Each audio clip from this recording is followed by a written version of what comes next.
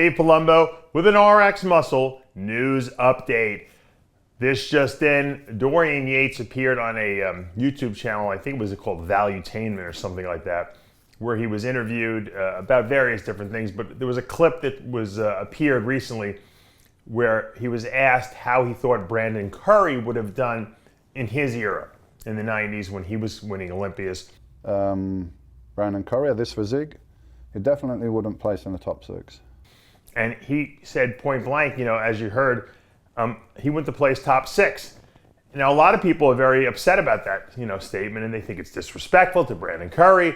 Some people completely agree, you know, and I think, I think you have to take a step back for a second. If Dorian wasn't in that show, if he wasn't Mr. Olympia during the 90s, take him out of that. I think his answer still would have been the same thing. Would people have been so upset? It wasn't a conceited, response on Dorian's part. It was factual according to what he believed. And if you ask me, I agree with him. I don't think Brandon Curry would have beaten that top 6 lineup back in the 90s. Certainly wouldn't have beat it in the 98 Olympia when Ronnie won, if you want to take Dorian out of the equation. Because that top 6 was unbelievable.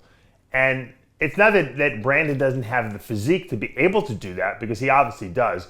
He just, conditioning-wise, was not as good as those guys were back in the 90s, when they were competing, for Olympias, whether it be during Dorian's reign or during Ronnie's reign in the beginning of it.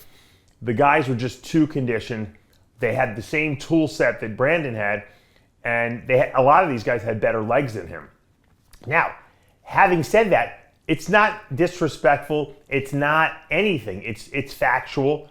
The bottom line, though, is Brandon didn't have to beat those guys. Brandon had to beat the lineup that was in the 2019 Olympia, and he did.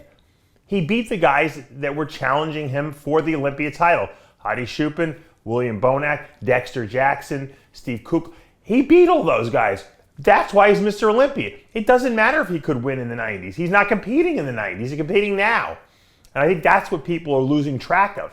They're getting upset about the fact that how could you say that about Mr. Olympia? Well, it doesn't matter. He's Mr. Olympia in 2019, and he beat everyone in 2019.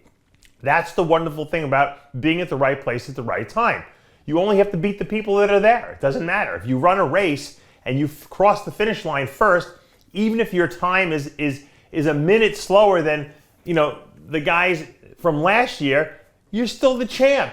You got to come in first. Brandon came in first. He's Mr. Olympia. At least for the 2019 to 20 calendar year, he is Mr. Olympia. Okay? Next year, he might lose it, or he might win again. We don't know. All he's got to do is beat the lineup that shows up. And that is the answer to the question of, is the statement that Dorian made appropriate or not? It's completely appropriate. But what people don't realize is it doesn't have any relevance, because he's Mr. Olympia, because he's the best bodybuilder in the year 2019 that showed up at the Mr. Olympia contest. That's the important statement. All right, Dave Palumbo here with an RX Muscle news update.